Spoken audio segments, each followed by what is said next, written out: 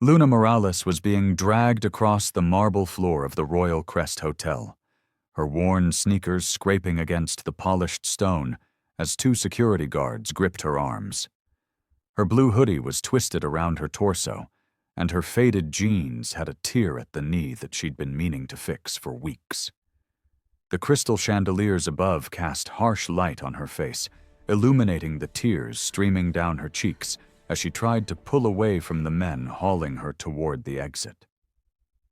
Around her, guests in designer clothes lifted their phones, recording every humiliating second.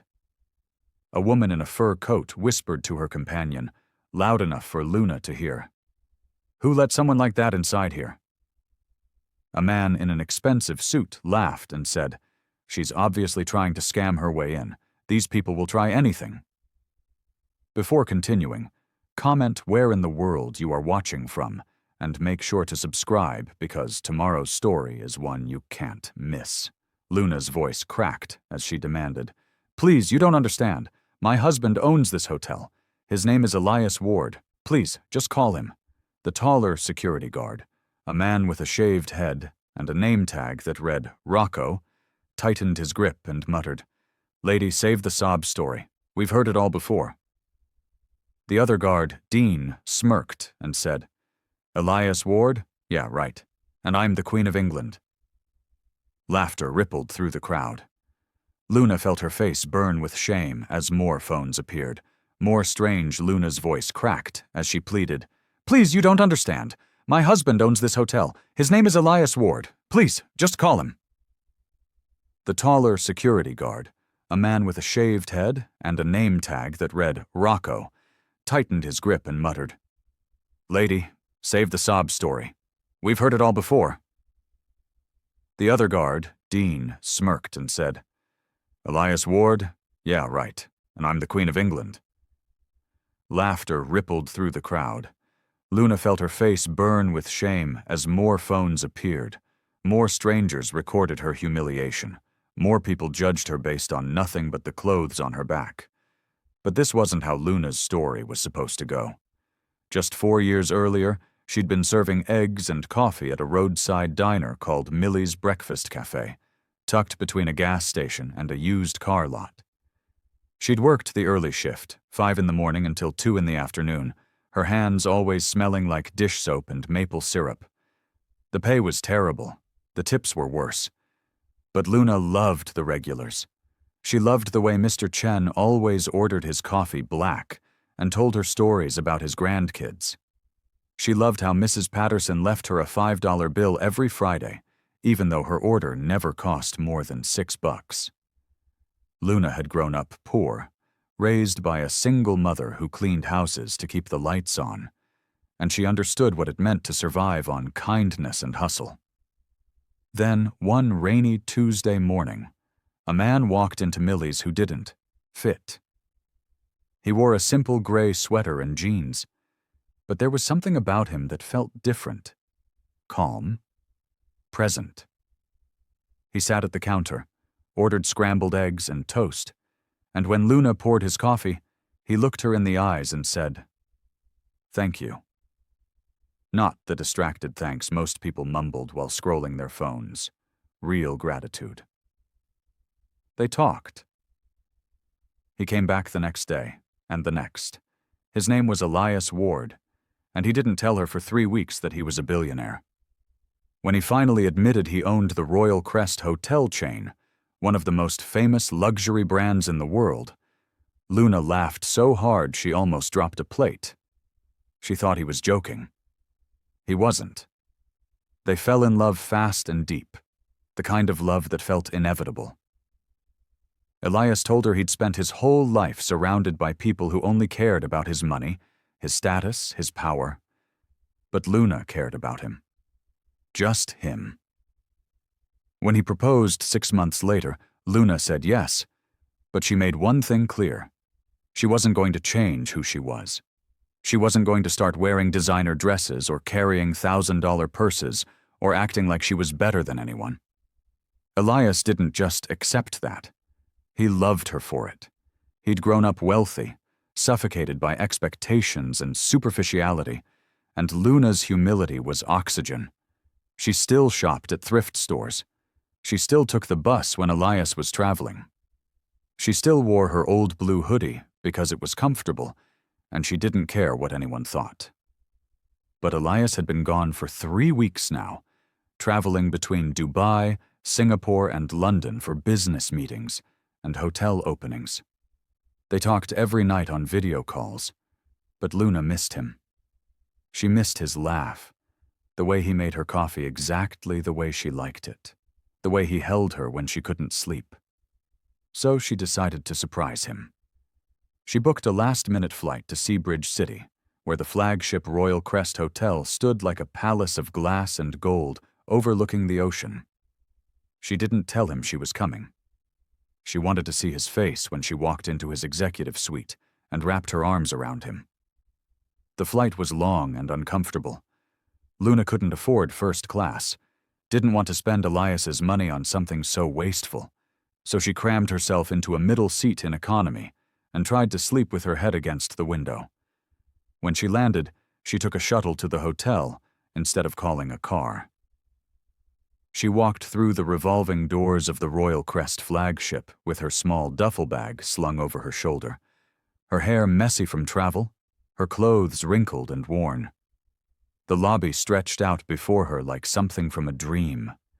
Gold railings spiraled up to the second floor. Chandeliers the size of cars sparkled overhead. Guests in tailored suits and elegant dresses glided across the marble like they owned the world. And Luna, in her hoodie and jeans, felt every eye turn toward her. The doorman, a man in a crisp uniform with slicked-back hair, looked her up and down with barely concealed disgust. He didn't greet her. He didn't smile. He just watched as she walked past, and Luna heard him mutter to another staff member, "Did she wander in from the street?" At the front desk, a young woman with perfectly styled blonde hair and a name tag that read Brittany was on her phone, laughing about brunch plans with someone named Ashley. Luna waited. Brittany didn't acknowledge her. Luna cleared her throat softly and said, "Excuse me, I have a reservation." Brittany didn't look up. She kept talking, twirling a strand of hair around her finger, saying something about bottomless mimosas and a new bistro downtown. Luna waited another 30 seconds, then spoke a little louder. "Excuse me."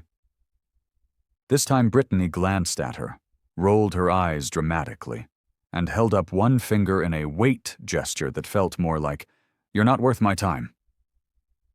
Finally, after what felt like an eternity, Brittany ended her call and sighed. "Name?" Her tone was ice. Luna said, "Luna Morales?" Brittany typed slowly, deliberately, then frowned at her screen. "I don't see anything under that name." Luna's stomach twisted. She'd made the reservation herself 3 days ago. She said, "Can you check again? It should be there."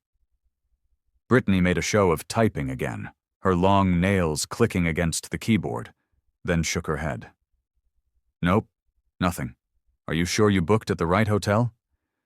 Luna felt her face flush. She said, "Yes, I'm sure. Maybe try my husband's name, Elias Ward."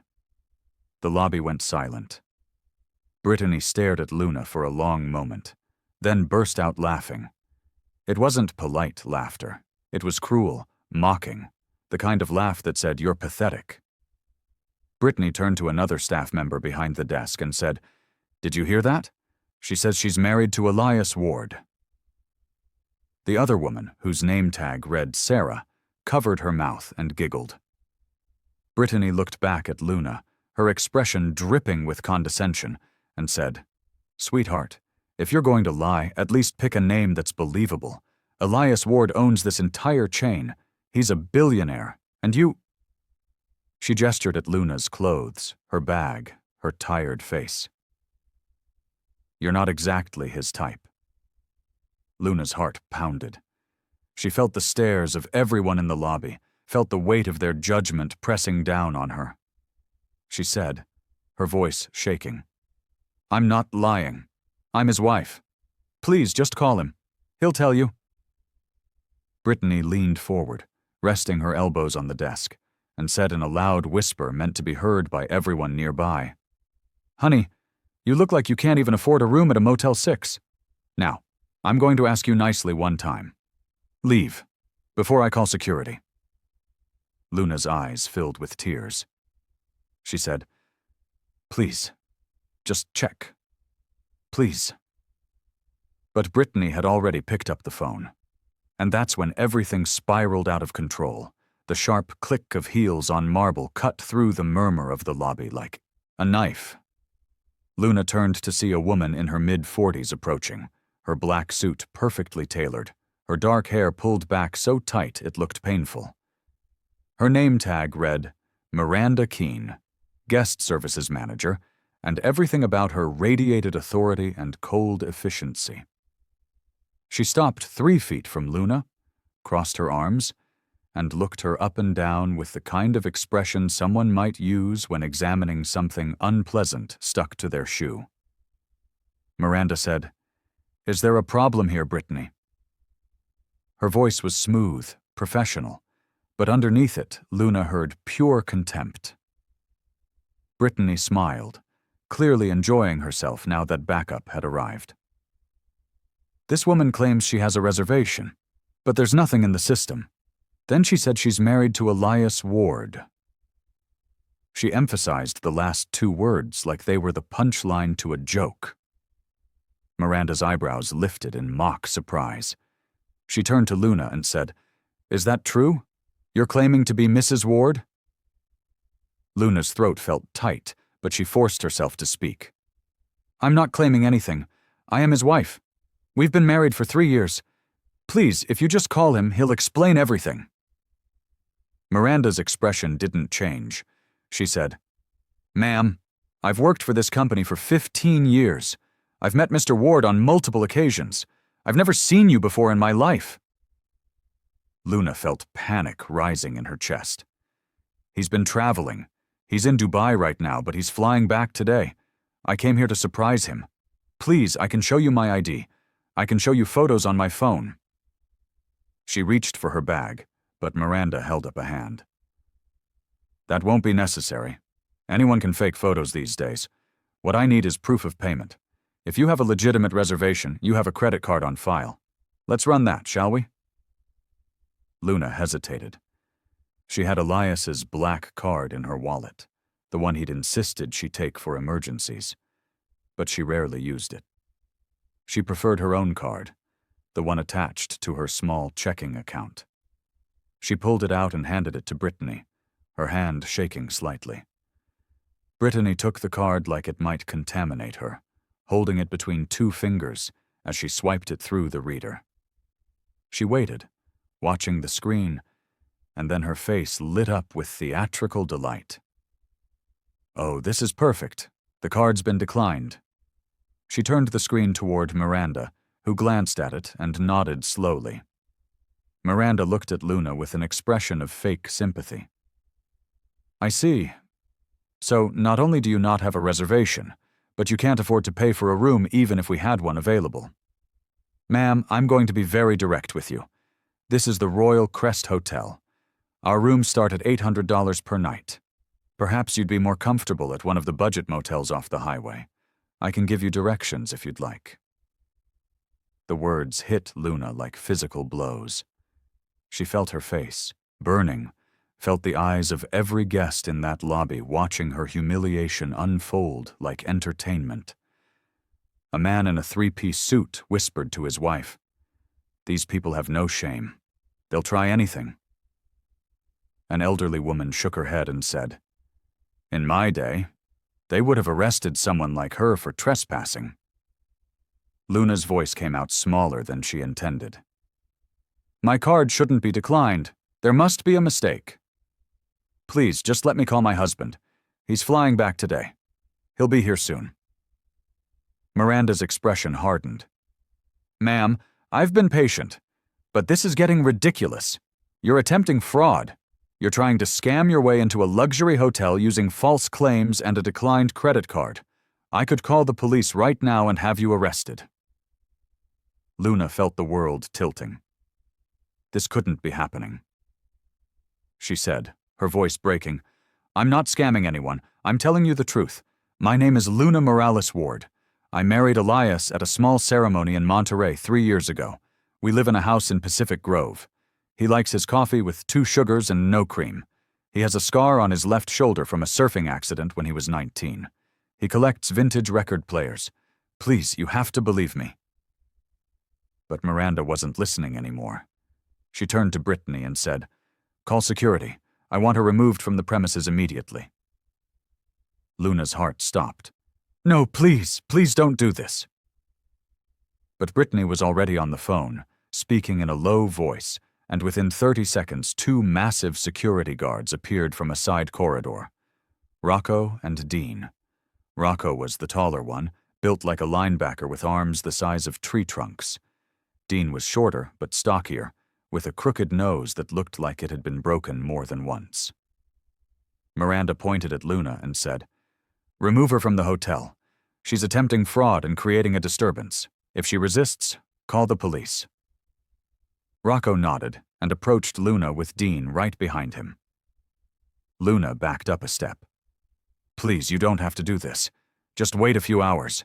My husband will be here. He'll explain everything." But Rocco grabbed her right arm, his grip like iron, and Dean took her left.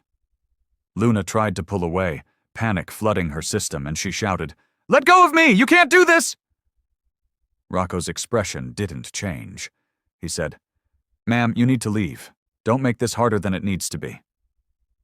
They started walking, hauling her toward the exit, and Luna's feet scrambled against the slick marble trying to find purchase. Her duffel bag slipped off her shoulder and hit the floor with a thud. The zipper burst open and her clothes spilled out. A pair of jeans, a sweater, her toiletry bag, a book she'd been reading on the plane. And there, right on top of everything, her old sneakers that she'd packed as backup. A young bellboy, maybe 22 or 23, with slicked hair and a name tag reading Kyle, walked past and deliberately kicked one of her shirts out of his way. He looked at his coworker and said, "Jesus, could she look more desperate?" The coworker laughed. Kyle pulled out his phone and started recording. Luna saw other guests doing the same. Phones everywhere, pointed at her like weapons, capturing every second of her humiliation. She heard the whispers, the laughter, the judgments. "Look at her clothes. She probably can't even afford dinner here. I can't believe she thought she'd get away with this. These people always play the victim." Luna's vision blurred with tears. She tried one more time to break free, twisting her body and shouting, "I'm telling you the truth. My husband owns this hotel. His name is Elias Ward. Please, somebody call him." But Miranda stepped forward, her face a mask of professional disdain, and said, "Enough. Get her out of here, now." Rocco and Dean tightened their grip, lifting Luna slightly so her feet barely touched the ground, and dragged her toward the massive glass doors at the entrance. Luna felt something break inside her. The humiliation was complete. She was being thrown out of her husband's hotel, treated like a criminal, like garbage, like she was nothing. And there was nothing she could do to stop it. The doors were 20 feet away, then 15, then 10. Luna closed her eyes, tears streaming down her face, her body going limp in the guard's grip because fighting was pointless. She heard the electronic beep of the doors preparing to open, heard the traffic from outside, heard someone say, "Good riddance." And then, cutting through everything like a thunderclap, she heard a sound that made her heart stop. The ding of the executive elevator. The private elevator that only went to the penthouse suites. The elevator that required a special key card to operate. The elevator that only Elias and the top executives could use. Luna opened her eyes. The elevator doors slid apart with a soft whisper of machinery. And there, standing in the doorway with a leather travel bag over his shoulder and exhaustion written across his face, was Elias Ward. He'd clearly just come from the airport.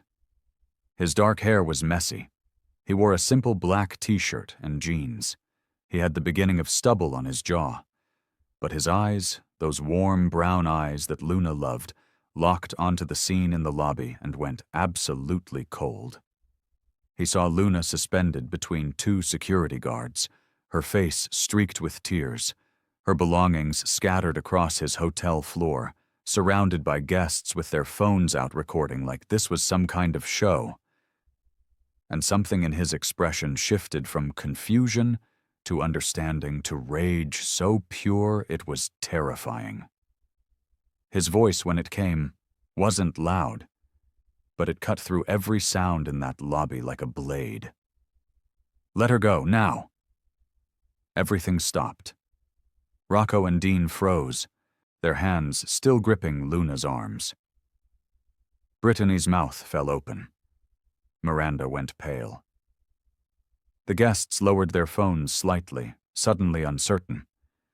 Elias stepped out of the elevator and crossed the lobby in long, purposeful strides. He said again, his voice deadly calm, "I said let her go." Rocco released Luna's arm like it had burned him. Dean did the same.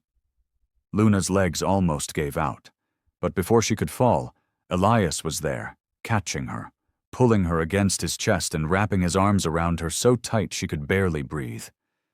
She felt his heart pounding against her cheek, felt his hand cradling the back of her head.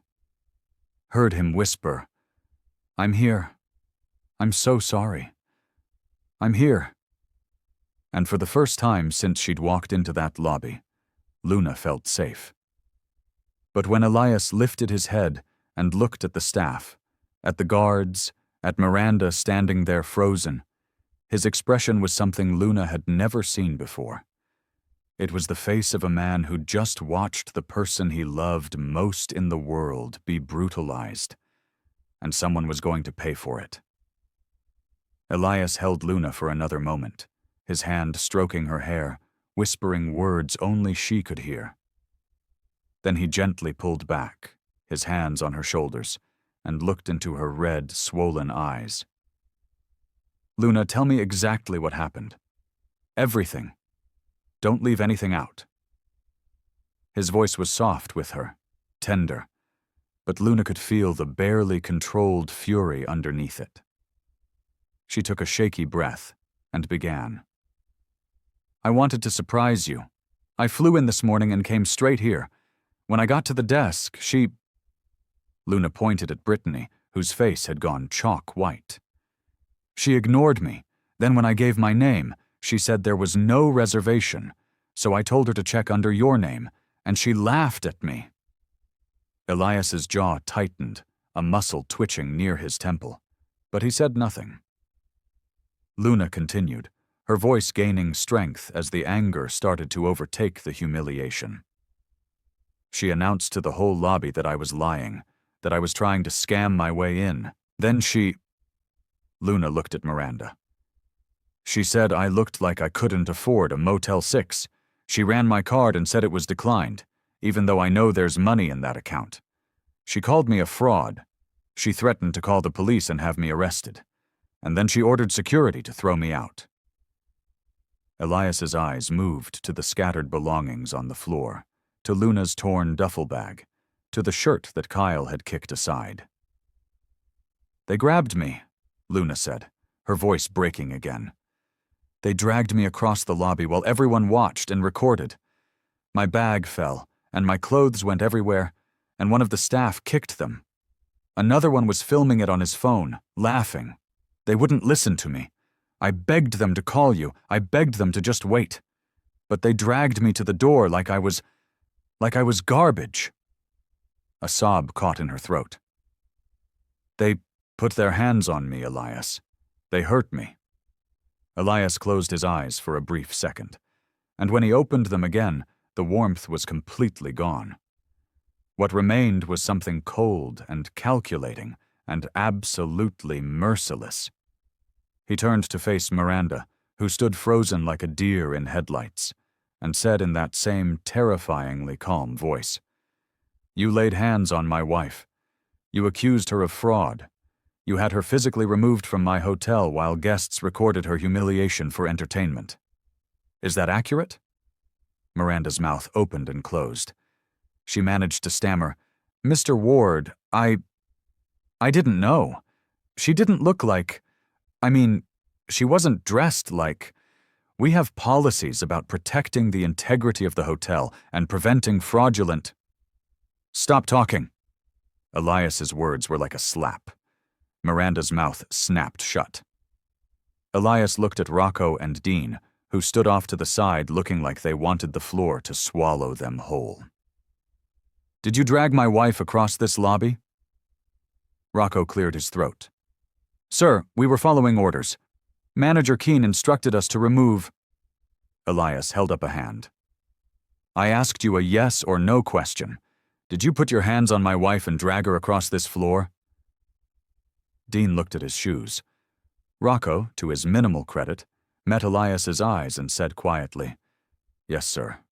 We did." Elias nodded slowly, like he was filing that information away. Then he turned to Brittany, who looked like she might actually cry. "You're the one who initially refused service to my wife, correct?" Brittany's voice came out as a squeak.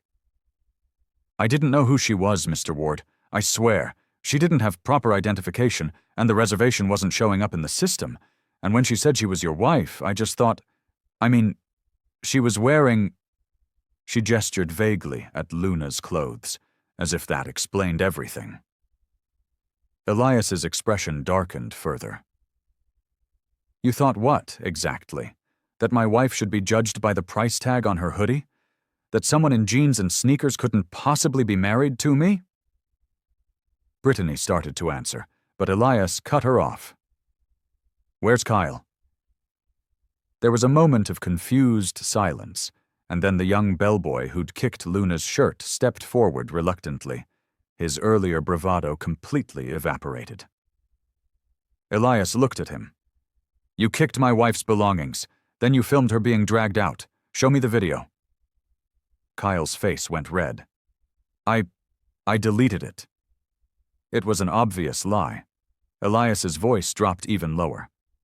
"Show me the video, now, or I will have IT pull it from your phone remotely, and then I will have you arrested for destruction of evidence before I sue you personally." Kyle's hands shook as he pulled out his phone, fumbled with it, and finally held it up. The video showed Luna being dragged across the lobby. Kyle's voice on the audio saying, "Jesus, could she look more desperate?" followed by laughter. There was a clear shot of him deliberately kicking her shirt, and then the camera panned to show other guests recording and laughing. Elias watched the entire 30-second clip without expression. When it ended, he said, "Send that to my personal email, now." Kyle did, his fingers trembling on the screen. Elias pulled out his own phone and made a call. "Renee, I need you at the flagship immediately. I don't care what meeting you're in. Drop everything and get here in the next 10 minutes. He hung up and turned back to the gathered staff. The entire lobby was silent now. Guests who had been recording earlier had lowered their phones, suddenly aware that they'd witnessed something that was about to have serious consequences. Elias said, addressing everyone within earshot, "I want all security footage from the past 2 hours pulled immediately. Every camera angle of this lobby, the front desk, and the entrance. I want it ready for review when Renee arrives." He looked at a junior manager standing near the concierge desk. "You, what's your name?" The young man stammered, "James, sir. James Porter." Elias said, "James, you're in charge of making that happen. You have 8 minutes." James practically ran toward the security office. Elias turned back to Luna, his expression softening for just a moment. "Are you hurt? Did they injure you?" Luna shook her head, though her arms ached where the guards had gripped her. "I'm okay, just shaken." Elias's hand cupped her cheek. "I need you to do something for me. I need you to go sit down over there." He gestured to a luxurious seating area near the lobby bar. "Order whatever you want. Tea, water, anything. I'm going to handle this, but I need you to be comfortable while I do." Luna understood. He didn't want her to have to watch what was about to happen. She nodded and walked toward the seating area on shaky legs. A server immediately appeared, his face pale, asking what she needed. Luna asked for water, her voice barely above a whisper. Back in the main lobby, Elias addressed Miranda again. "I want to understand your thought process. Walk me through it. My wife arrives at this hotel. She gives her name. She mentions my name. And your immediate conclusion was what? That she was lying?" Miranda tried to compose herself, straightening her jacket. "Mr. Ward, with all due respect, we have protocols. We get people every day trying to claim connections to wealthy guests or ownership. We have to verify. And when her credit card was declined..." Elias interrupted. "Which credit card?" Miranda blinked. I'm not sure. Brittany ran it." Elias looked at Brittany. "Which card did she give you?" Brittany checked the computer screen, her hands shaking. It's showing here as a Chase card ending in 4721.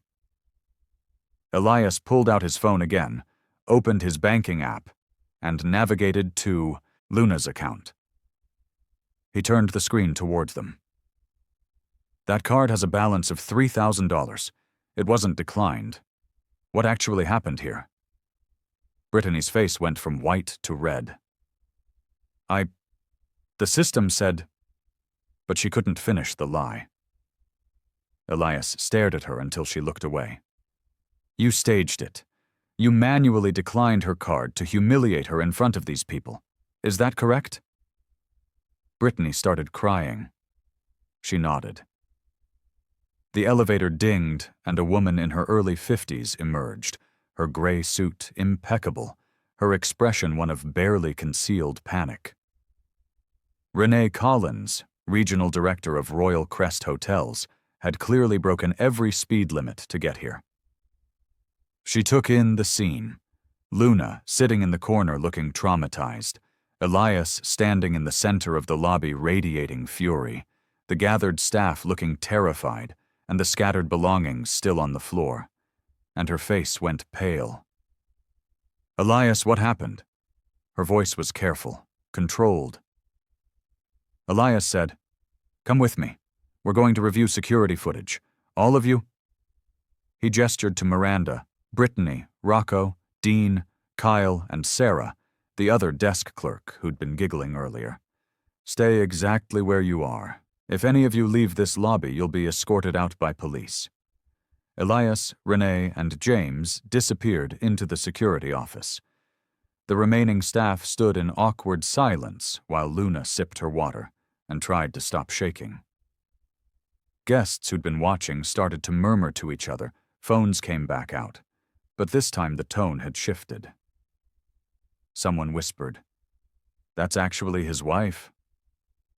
"Oh my God." Another voice said, "They're all going to get fired." A woman Luna recognized as one of the people who'd been recording earlier quietly deleted her video, looking guilty. 15 minutes passed, then 20. The tension in the lobby was suffocating. Finally, the security office door opened. Elias emerged first, his face carved from stone. Behind him, Renee looked like she might be sick, and James was carrying a tablet with the video footage queued up. Elias walked to the center of the lobby and said in a voice loud enough for everyone to hear, "I've just reviewed 2 hours of security footage. What I witnessed was not a simple mistake. It was systematic cruelty." He turned the tablet toward the gathered crowd. "I'm going to show you what happened to my wife in this hotel today. And then I'm going to tell you what happens next."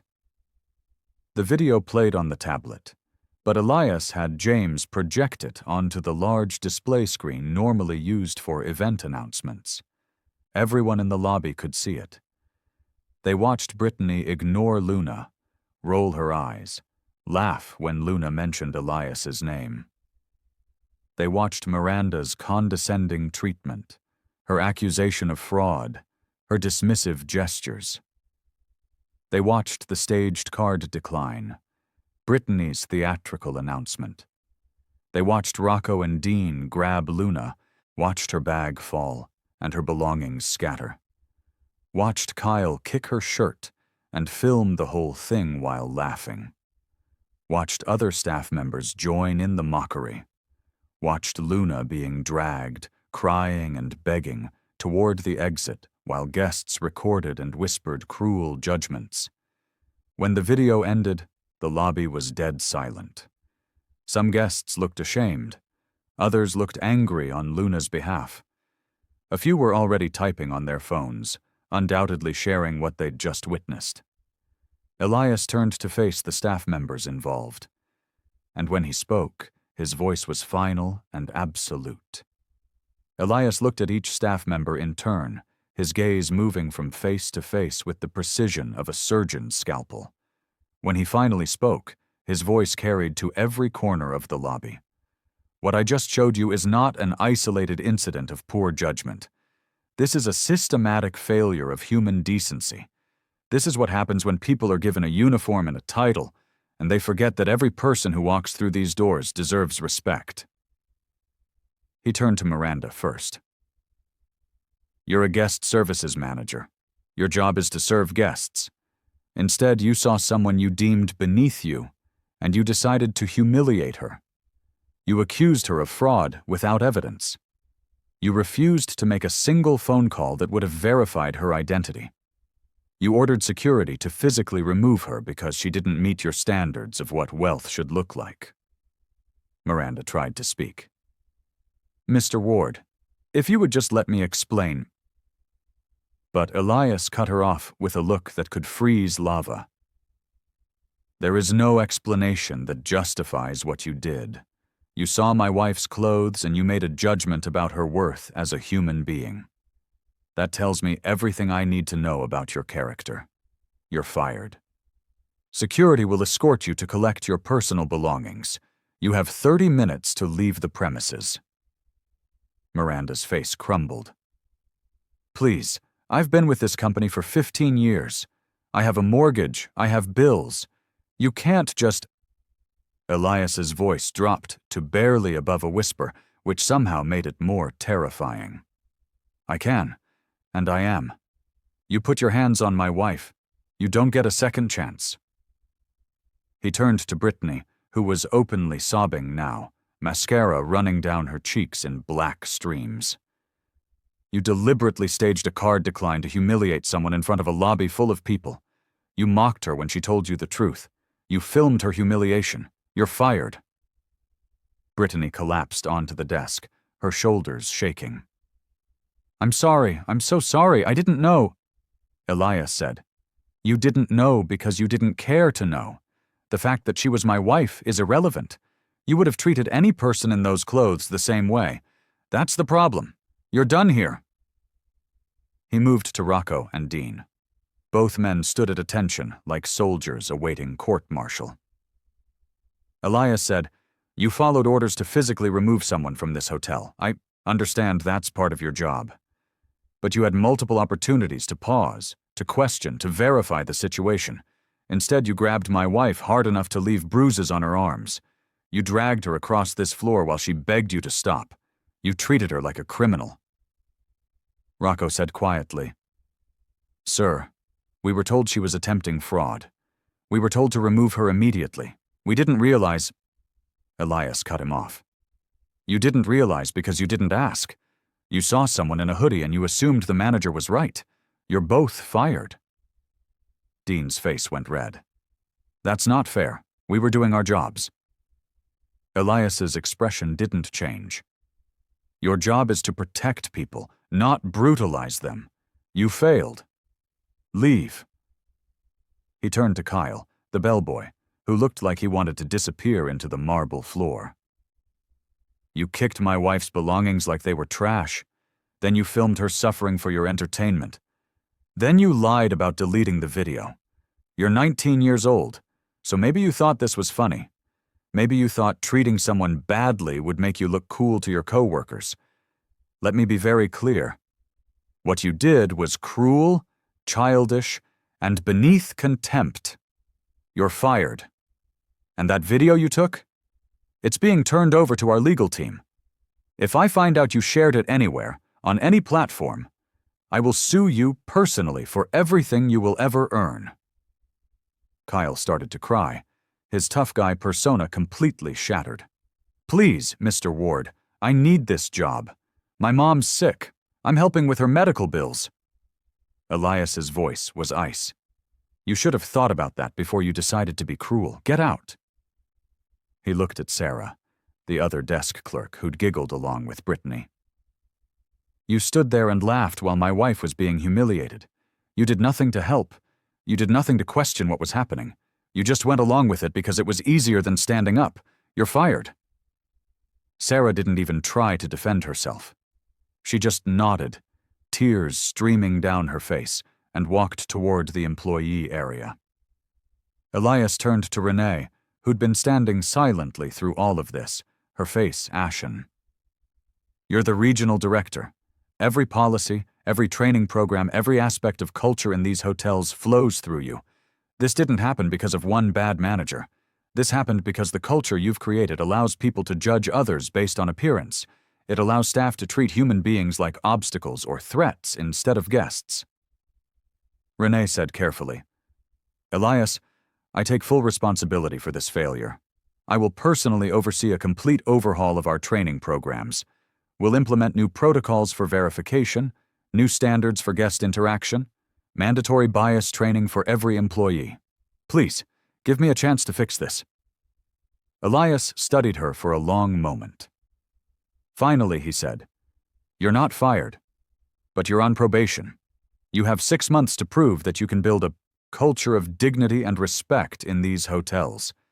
If I hear about one more incident like this, anywhere in this chain, you're done. Do you understand? Renee nodded, her relief palpable. I understand. It won't happen again. Elias said, It better not. Now get security to escort these people out. As Renee moved to comply, Elias addressed the gathered guests, many of whom were still holding their phones. Some of you recorded what happened to my wife today. Some of you laughed. Some of you made comments about her appearance, her clothes, her worth. I want you to understand something. This hotel is a business. But before it's a business, it's a space where human beings interact, and I will not tolerate cruelty under my roof. He paused, letting that sink in. If any of you posted those videos online with mocking captions, with cruel commentary, with the intent to humiliate my wife further, let me be clear. My legal team will find you. We will pursue defamation claims. We will make sure the world knows who you are and what you did. Not because my wife is wealthy, but because every person deserves basic human decency. And you decided to participate in public humiliation instead. Several guests shifted uncomfortably. One woman, the one in the fur coat who'd made comments earlier, quietly left the lobby. Others looked genuinely ashamed. A few nodded, seeming to understand the gravity of what had happened. Elias walked over to where Luna sat, still clutching her water glass, and knelt in front of her.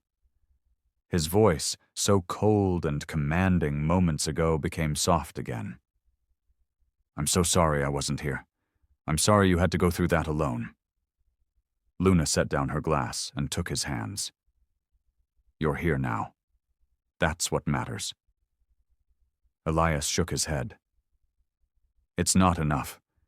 I should have made sure everyone in this company knew who you were. I should have had your photo distributed to every hotel, every manager. I should have protected you better. Luna squeezed his hands.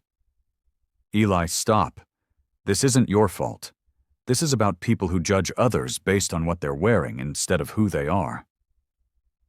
Elias stood and pulled Luna to her feet, wrapping an arm around her waist. He addressed Renee again. I want new policies in place by the end of the week. No guest is to be judged or denied service based on appearance.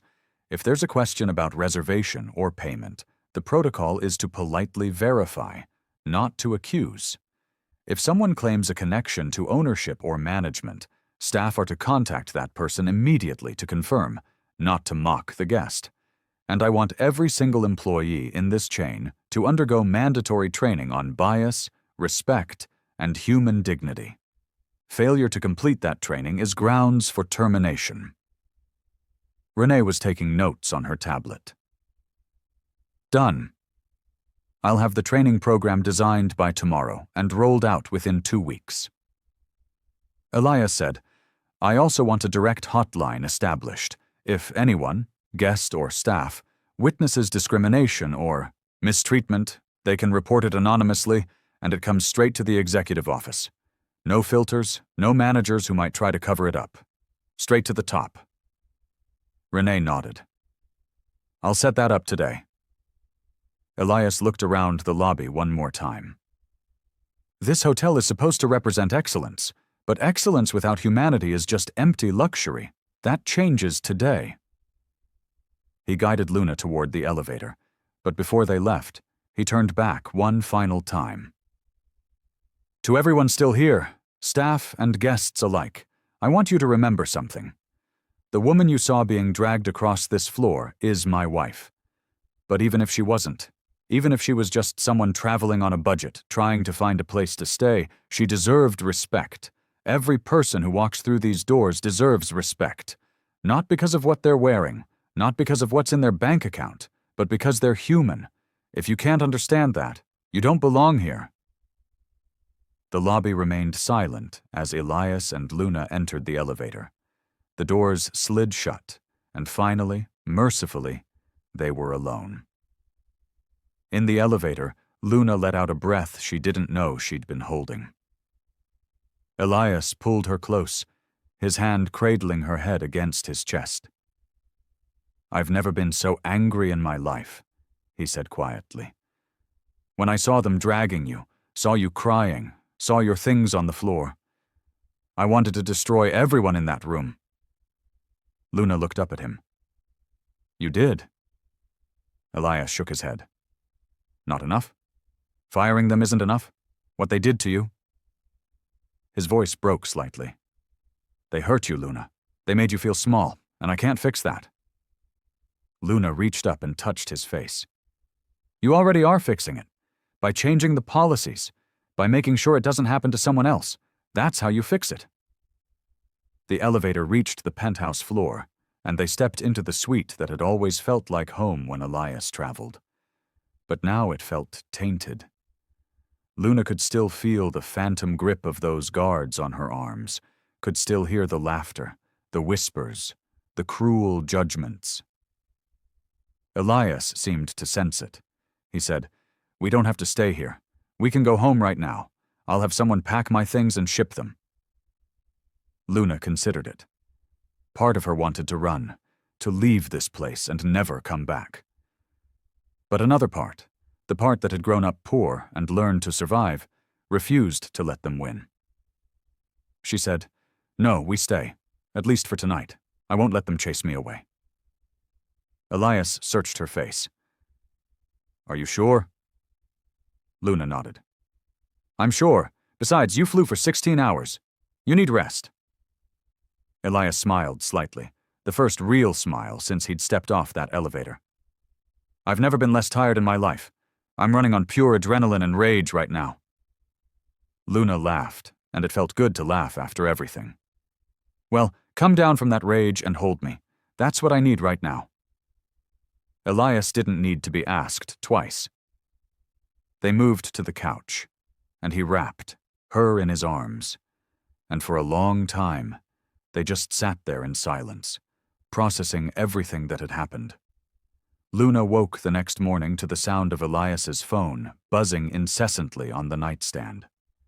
Sunlight streamed through the floor-to-ceiling windows of the penthouse suite, casting golden light across the bedroom.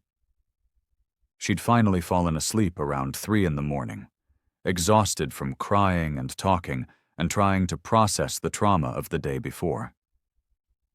Elias was already awake, sitting on the edge of the bed with his phone in his hand, his face illuminated by the screen's glow. Luna sat up, pushing her hair out of her face. What's happening? Elias turned to her, his expression unreadable. "You've gone viral." Luna's stomach dropped. "What do you mean, viral?" Elias handed her his phone. On the screen was a Twitter post with 43 million views. The video showed Luna being dragged across the Royal Crest lobby, her face streaked with tears, her belongings scattered on the floor. The caption read, "Billionaire's wife humiliated and physically removed from her own hotel because staff judged her by her clothes. This is what classism looks like." The comments section was exploding. Thousands of people were sharing their own stories of being mistreated for their appearance. People were posting photos of themselves in regular clothes with captions like, "Would I be thrown out too?" The hashtag #StandWithLuna was trending worldwide.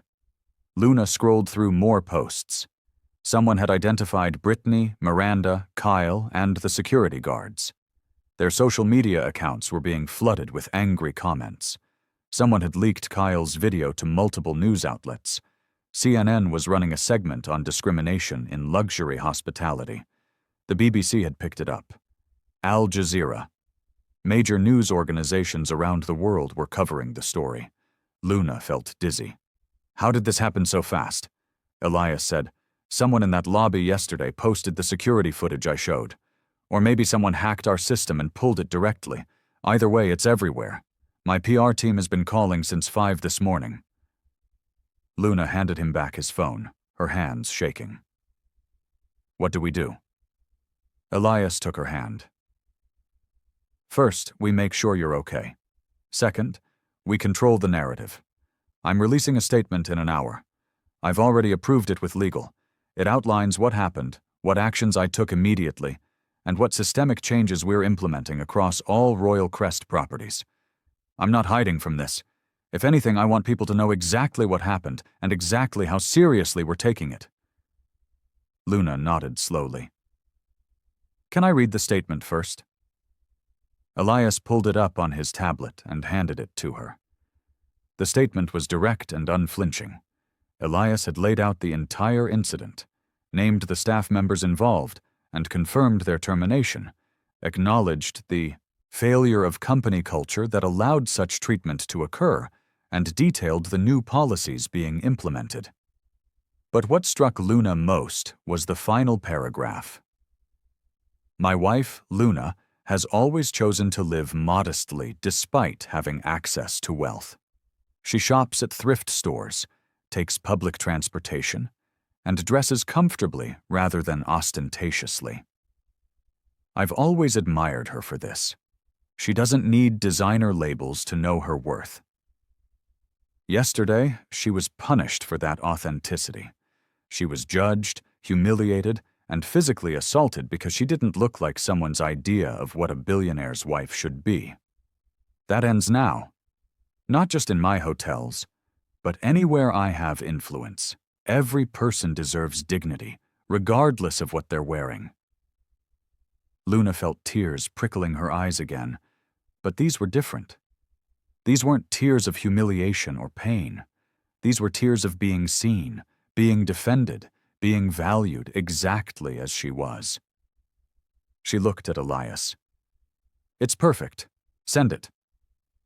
He pressed the button, and within seconds, the statement was live on the Royal Crest website, posted to all their social media accounts, and distributed to every major news outlet. Luna's phone, which she'd turned off the night before, buzzed to life when she powered it back on. Hundreds of messages. Her mother had called 17 times. Her best friend from the diner, Maria, had sent a string of increasingly worried texts. Even Mr. Chen, the regular customer who'd always tipped well, had somehow found her number and left a voicemail saying he was praying for her. Luna spent the next hour responding to the people who mattered, assuring them she was safe, she was okay, Elias was with her. Her mother cried on the phone, furious at how her daughter had been treated, wanting to fly out immediately. Luna convinced her it wasn't necessary, that she was handling it. But talking to her mother made something crystallize in Luna's mind. this wasn't just about her anymore. This was about every person who'd ever been judged for not having enough money, for not wearing the right clothes, for not fitting someone's narrow definition of deserving respect. And Luna realized she had a platform now. A voice. Millions of people were watching. She could either hide from that, or she could use it. She found Elias in the suite's office, on a conference call with his executive team. She waited until he finished, and when he hung up, she said, "I want to start a foundation." Elias looked at her carefully. "Tell me more." Luna paced the room, her thoughts coming faster than she could organize them. "All this money, all this privilege we have, it should mean something. It should do something. I want to create a foundation focused on dignity in service industries. Training programs for hospitality workers on bias and respect. Scholarships for kids from low-income families who want careers in hotels or restaurants or customer service. Workshops on classism, on how to recognize it and fight it. I want to call it Honor for All." Elias stood and crossed to her, taking her hands. "That's brilliant, and I'll fund it entirely. Whatever you need, whatever it costs, it's yours." Luna shook her head. "Not just your money. I want to be involved. I want to design the programs, visit the hotels, meet with staff. I want to make sure this actually changes things, not just on paper but in real life." Elias smiled, the kind of smile that had made her fall in love with him in that diner years ago. "Then that's what we'll do. I'll have legal draw up the paperwork today. We can have the foundation operational within a month." Over the next several weeks, Luna threw herself into the work. She met with hospitality experts, psychologists who specialized in bias training, HR professionals, and former service workers who'd experienced discrimination. She visited Royal Crest hotels across the country, sitting down with staff at every level, from housekeeping to management, listening to their stories and their ideas. Some staff members were wary of her at first, seeing her as the boss's wife checking up on them. But Luna had worked service jobs her entire life before meeting Elias. She knew what it was like to be invisible, to be dismissed, to have customers treat you like furniture. And when she shared her own experiences, people opened up. The foundation launched with a website, a mission statement, and partnerships with major hospitality organizations. The first training program rolled out to every Royal Crest employee worldwide. It wasn't optional, it was mandatory, and completion was tied to continued employment. The program covered implicit bias, class discrimination, respectful communication, and crisis de-escalation. It included real scenarios, including footage from Luna's own experience, and asked employees to consider how they would have handled it differently. The response was mixed. Some employees embraced it immediately, grateful for the guidance. Others resisted, complaining about political correctness or unnecessary sensitivity. Those who refused to complete the training were let go. Elias and Luna had decided from the beginning that there would be no exceptions, no special cases. Either you treated people with dignity, or you didn't work for Royal Crest. The scholarship program accepted its first class of 30 students, all from low-income backgrounds, all interested in hospitality careers. They received full tuition to hospitality management programs, mentorship from industry professionals, and guaranteed internships at Royal Crest properties. Luna personally interviewed each scholarship recipient. She wanted to know their stories, their dreams, their challenges. One young woman, Jasmine, had grown up homeless, bouncing between shelters with her single father. She wanted to work in hotels because they represented stability and safety to her. Luna made sure Jasmine had everything she needed, including housing assistance and a laptop for her classes. As the foundation grew, Luna became a public figure in a way she'd never anticipated. She was invited to speak at conferences, to write op-eds about class discrimination, to appear on morning shows and podcasts. At first, it terrified her. She wasn't comfortable with attention. She didn't like being photographed or interviewed. But Elias reminded her that her discomfort was temporary, while the impact she could have was permanent. So Luna said yes. She spoke at a hospitality industry conference in Las Vegas, telling her story to 3,000 professionals. She wrote an article for the New York Times about the invisible barriers faced by working-class people in spaces designed for the wealthy. She did an interview with Oprah, sitting on that famous couch, talking about humility, dignity, and why she refused to change her wardrobe even after everything that happened.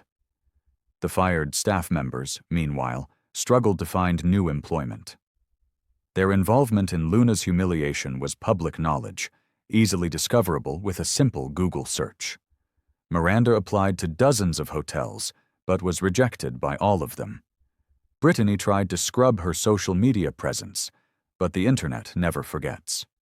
Kyle posted a public apology video that many people saw as insincere and self-serving. Luna felt conflicted about their struggles. Part of her believed in accountability. They'd been cruel, and they needed to understand the consequences of their actions. But another part of her, the part that had grown up poor and understood how quickly life could spiral, felt sympathy. She didn't reach out to them, didn't offer them jobs or second chances, but she also didn't celebrate their downfall. She simply let the natural consequences unfold. 3 months after the incident, Luna decided to return to the Royal Crest flagship hotel in Seabridge City. Elias offered to go with her, but Luna wanted to do it alone. She needed to prove to herself that she could walk into that lobby without fear, without shame. She wore the same blue hoodie, the same jeans, the same worn sneakers. She carried the same duffel bag. When she pushed through the revolving doors, her heart was pounding. The lobby looked exactly the same. Gold railings, crystal chandeliers, marble floors polished to a mirror shine. But everything else had changed. The doorman, a different person now, smiled warmly and said, "Welcome to the Royal Crest." At the front desk, a young woman named Ashley looked up from her computer, and her face lit with recognition. "Mrs. Ward, it's so wonderful to see you. How can I help you today?" Luna approached slowly, testing this new reality. "I'd like to check in, please." Ashley's fingers flew over the keyboard. "Of course, I have you in the executive suite, checked in through tomorrow. Is there anything special we can arrange for you? Dinner reservations? Spa services?" Luna smiled. "No, thank you. I'm just here to visit." As Ashley handed over the key card, she hesitated, then said quietly, "Mrs. Ward, I just wanted to say thank you. I went through the new training program, and it opened my eyes to a lot of things I'd never thought about before. My mom cleaned houses my whole life, and I never really considered how people treated her until I took your class. It made me want to be better." Luna felt warmth spread through her chest. "That means everything to me. Thank you for telling me." She took the key card and walked towards the elevator, passing the spot where she'd been dragged 3 months earlier. It didn't hurt as much as she expected. Maybe because she'd transformed that pain into something meaningful. In the suite, Luna stood at the window overlooking the ocean, watching the waves crash against the shore. Her phone buzzed with a text from Elias. "How does it feel?" She typed back, "Like coming full circle, like healing." He responded, "Proud of you. Always." Luna smiled and set down her phone. She thought about the scholarship students starting their programs, about the thousands of hotel employees going through dignity training, about the people who'd reached out to share how her story had given them courage to speak up about their own experiences of discrimination. She thought about how one moment of humiliation had sparked a movement, had changed policies, had opened conversations that desperately needed to happen. Before leaving the hotel the next day, Luna stopped in the lobby one more time. She sat in the same seating area where she'd waited while Elias confronted the staff, where she'd sipped water and tried to stop shaking. A family walked past, a mother and two small children, dressed in discount store clothes and pulling rolling suitcases with duct tape holding them together. The mother approached the front desk tentatively, clearly nervous. Luna watched as Ashley greeted her with the same warmth she'd shown Luna, checked her in efficiently, and offered to help with their bags. The mother's shoulders relaxed. The children smiled. And Luna knew that this was what she'd been fighting for. Not just justice for herself, but dignity for everyone. As Luna walked out of the Royal Crest Hotel that day, the doorman held the door and said, "Have a wonderful day, Mrs. Ward." Luna paused and looked back at the lobby one last time. "You too," she said, and she meant it, because the world was changing, one interaction at a time, one moment of respect at a time, and Luna Morales Ward, the woman who'd been dragged across a marble floor for wearing a hoodie, had helped change it. She pulled out her phone and opened her social media, posting a photo of the hotel entrance with a simple caption. "Every person deserves dignity. No exceptions, no excuses." If this story touched you, share it. Talk about it. Be the change in your own life. And remember, kindness costs nothing but means everything. Within minutes, the post had thousands of likes and comments. People sharing their own stories. People tagging friends. People promising to do better. Luna put her phone away and started walking down the street, heading towards the bus stop even though she could have called a car. Because Luna Morales Ward knew exactly who she was. She didn't need a luxury vehicle, or designer clothes, or anyone's approval. She had something more valuable. She had her integrity, her voice, and the knowledge that she'd used her pain to create something beautiful. And that was worth more than all the money in the world. If Luna's story inspired you, if it made you think differently about how we treat each other, don't keep it to yourself. Like this video, drop a comment sharing your thoughts or your own experiences, and subscribe for more powerful stories about justice, dignity, and the courage to stand up for what's right. Because every voice matters. Every story matters. And together, we can build a world where everyone is treated with the respect they deserve.